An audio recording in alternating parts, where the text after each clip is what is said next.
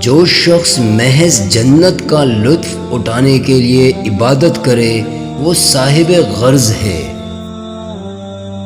عاقل وہ ہے جو اپنے آپ کو ملامت کرے اور اللہ کریم کی عبادت و اطاعت میں مشغول رہے۔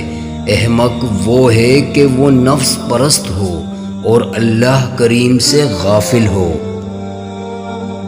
وقت کی حفاظت کا سب سے بہترین طریقہ یہ ہے کہ ہر وقت کے لیے ایک خاص کام مخصوص ہو اور اس کے خلاف نہ ہو۔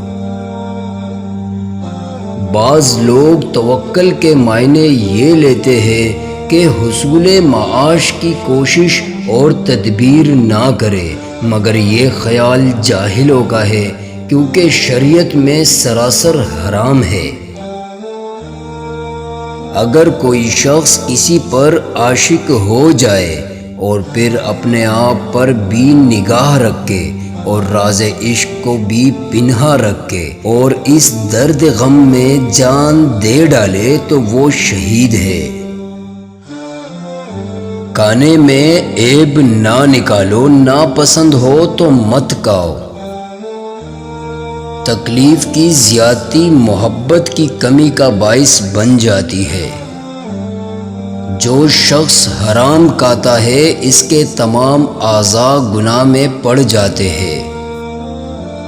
منافقت بھی انجام بد کی دلیل ہے۔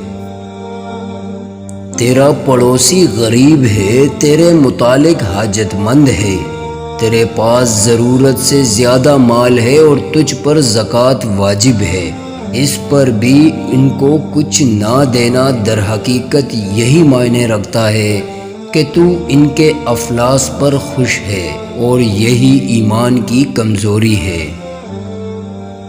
ایک شخص شہوت زنا صبر کا خواہاں ہے لیکن اسے اپنی شرمگاہ پر قابو نہیں، یا شرمگاہ پر تو قابو ہے لیکن آنکھ پر اختیار نہیں، یا آنکھ پر اختیار ہے لیکن دل پر قابو نہیں، ہر وقت شہوت کے جولان گاہ میں بنا رہتا ہے، یہ ایک مرض ہے۔